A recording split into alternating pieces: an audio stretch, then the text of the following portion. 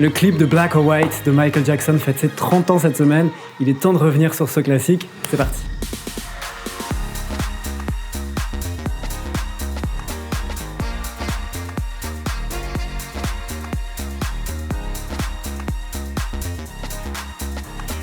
Salut tout le monde, j'espère que vous allez bien, je suis très content de vous revoir sur ma chaîne. Si vous êtes nouveau par ici, enchanté et surtout bienvenue, je m'appelle Guillaume, j'ai travaillé pendant plusieurs années dans l'industrie musicale à Paris et désormais je vous donne rendez-vous chaque semaine sur ma chaîne YouTube pour qu'on décrypte ensemble les plus grands classiques de la pop music. Et sur ce terrain-là, il me paraît inconcevable de ne pas parler de celui qui l'a grandement façonné, je parle évidemment de Michael Jackson. C'est vrai que ça faisait un moment que je voulais en parler sur ma chaîne mais j'attendais de trouver l'angle parfait.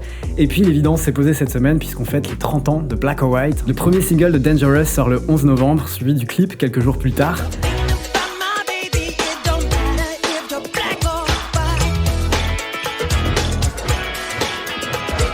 C'était plus qu'un événement, c'était le moment, un moment que j'aurais adoré pouvoir vivre, un moment de télévision historique certes, mais aussi un moment clé dans la carrière de Michael Jackson, et vous allez comprendre pourquoi.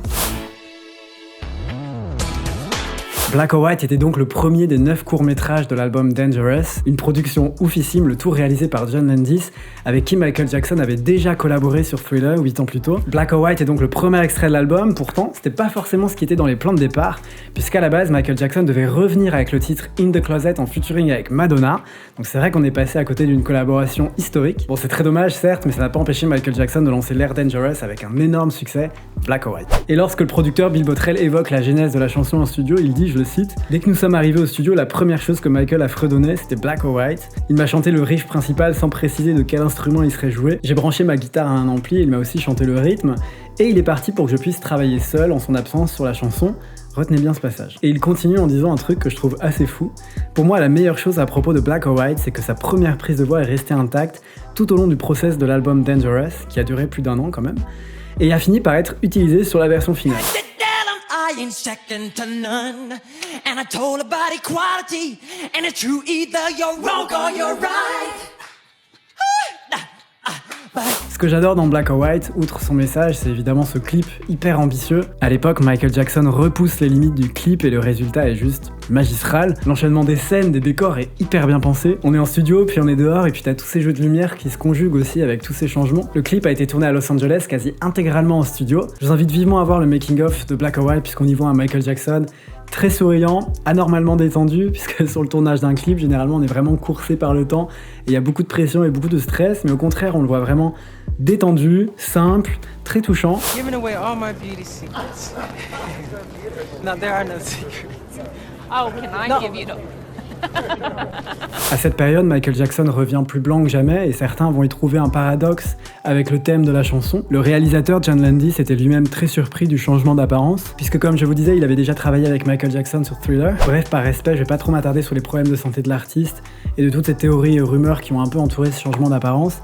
Reconcentrons-nous sur la musique. Fun fact qui du coup a dû être très stressant pour John Landis, on apprend sur le Twitter officiel de Michael Jackson que l'artiste a mis jusqu'à la veille de diffusion du clip pour terminer et valider le montage du court-métrage. Pour rappel, 500 millions de personnes ont été au rendez-vous. C'est juste historique. It's time for the MTV world premiere of Michael Jackson's Black or White. Featured in the video are Macaulay Culkin, Bart Simpson, and the guitar. So get on up! Here it is, the world premiere of Michael Jackson, Black or White.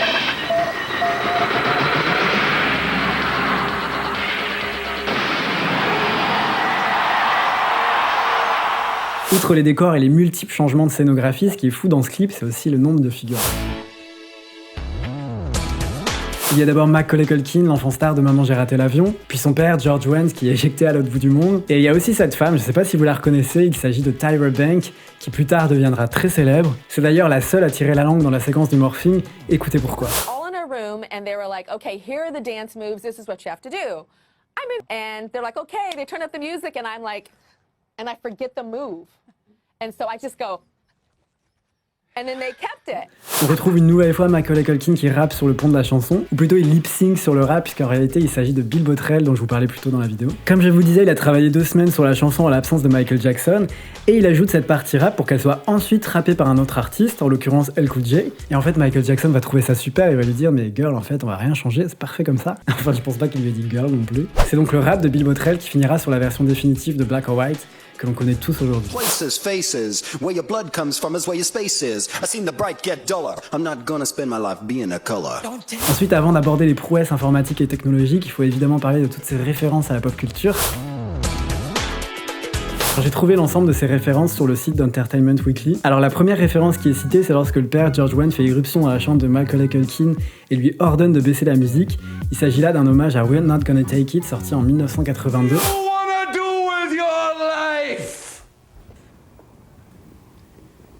I wanna rock.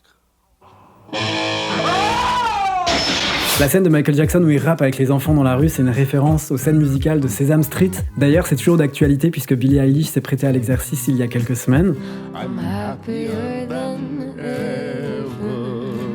Il y a aussi cette scène où Michael Jackson fait des claquettes dans la rue déserte. On y voit un hommage à la danse de Jane Kelly dans Singing in the Rain, sorti en 1952. Je pense à E.T. à l'ombre du gremlin sur le mur, et puis évidemment aux Simpsons à la fin de cette vidéo. Et puis voilà, il y a aussi des références plus globales à la vie, à un monde sans frontières. On voit Michael Jackson triomphant au sommet de la Statue de la Liberté, symbole de possibilités multiculturelles. Et voilà, lorsque la caméra effectue un zoom arrière, on découvre un monde utopique, sans frontières. Et derrière Michael Jackson se trouvent les monuments architecturaux du monde entier. On voit Big Ben, la Tour Eiffel, l'Acropole. Et on accède ensuite à la séquence Morphing, qui est une référence au clip Cry de Godley and Cream, sorti dans les années 80. Alors comme vous pouvez le voir, l'effet est similaire mais beaucoup plus brouillon, mais il faut aussi se rappeler que voilà, les prouesses technologiques n'étaient pas forcément les mêmes à cette période, et ce qui le rend aussi mémorable, c'est cette fameuse séquence de Morphing. Cette séquence, elle est incroyable, je serais incapable de réaliser ça. Quoique avec TikTok...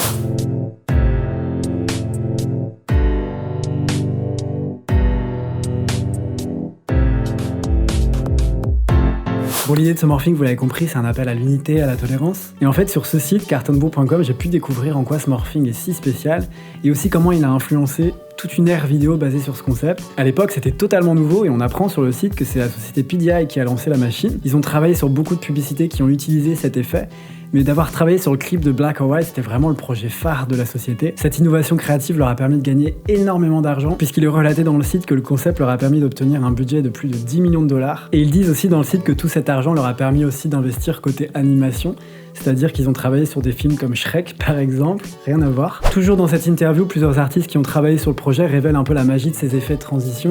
En fait, sur une même base d'image et de position, les figurants ont tout simplement effectué le même mouvement. Puis en post-production, ils ont pu faire apparaître de manière indépendante certaines régions, certains éléments de leur visage. Peu de temps après la sortie du clip, beaucoup ont voulu recréer cet effet de morphing. Jamie Dixon dit aussi dans l'interview que beaucoup de monde s'était déjà lassé de l'effet. Mais personnellement, je trouve que le résultat est toujours aussi dingue, même 30 ans après, quoi.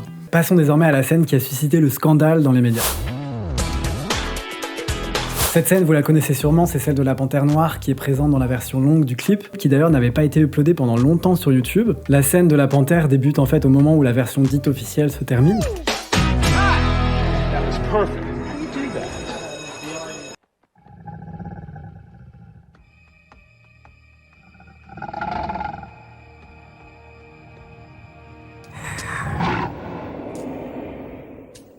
Et là, Michael Jackson, il performe, il danse sur une voiture, il improvise une danse très sensuelle, voire très sexuelle, puisqu'il se touche quand même à plusieurs reprises. Donc la deuxième partie du clip fait vraiment contraste avec la première. Et puis en fait, je me suis plongé dans cet article de The Guardian qui rappelle en fait qu'à cette époque, les tensions raciales étaient très vives, très intenses aux US. Rodney King, un jeune homme noir, avait été passé à tabac par des policiers blancs en 1991. La scène est filmée et déclenche des émeutes aux États-Unis. Et donc dans ce climat, dans ce contexte, Michael Jackson, l'artiste noir le plus célèbre du monde, se transforme en panthère noire et libère toute la rage, toute l'indignation d'une nation. Et là, gros scandale aux USA puisque la scène est en fait mal interprétée par l'audience. Comme je vous disais, 500 millions de personnes vont être au rendez-vous et malheureusement, ça va être perçu comme une incitation à la violence, au vandalisme. MTV va même décider de censurer les 4 dernières minutes du clip. Michael Jackson va être très touché par ces réactions, il va déclarer, je le cite, « Je voulais faire un numéro de danse où je pouvais laisser échapper ma frustration à propos de l'injustice, des préjugés et du racisme, et dans la danse, j'ai complètement lâché prise. Cela me bouleverse qu'on puisse penser que Black or White pourrait inciter des attitudes violentes. » Entre-temps, le clip est donc renvoyé aux chaînes de télévision sans le passage Panther, et lorsque le clip sort en VHS, des slogans racistes sont ajoutés par-dessus les choses qu'il brise. Ainsi, la séquence prend une toute autre dimension et Michael Jackson se bat littéralement contre le racisme et toute forme de haine.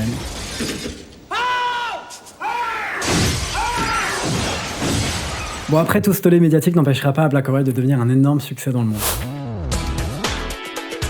À l'époque, c'était le clip le plus demandé sur MTV. Il s'agissait du 12e numéro 1 de Michael Jackson en tant qu'artiste solo aux USA. Son 13e et dernier numéro 1 aux USA, ce sera You're Not Alone, sorti en 1995, ce qui fait de Michael Jackson le 5e artiste de l'histoire à avoir placé le plus de titres numéro 1 aux États-Unis. Juste devant, on a Rihanna qui en a 14 et qui techniquement devrait en avoir un peu plus dans le futur, si elle décide un jour de se remettre à la musique. Elvis Presley est 3e avec 18 numéros 1 au compteur, Mariah Carey est en 2e position avec 19 numéros 1, et on retrouve les Beatles à la toute première place avec 20 numéros 1 au compteur. Black or White sera numéro 1 dans une vingtaine de pays à travers le monde, ce qui fait de Michael Jackson le premier artiste à avoir eu une chanson numéro 1 dans les années 70, dans les années 80 et dans les années 90. En conclusion, avec Black or White, Michael Jackson a vraiment renforcé son statut de roi de la pop, et ce qui est fou, je trouve, c'est que le message, l'influence et la force de cette chanson et de ce clip résonnent toujours aussi fort 30 ans plus tard. En tout cas, merci à tous d'avoir suivi cette vidéo, j'espère sincèrement qu'elle vous a plu. Si c'est le cas, n'hésitez pas à la partager autour de vous et à vous abonner à ma chaîne. J'espère vous revoir très vite sur Popslay, prenez soin de vous, je vous embrasse, ciao.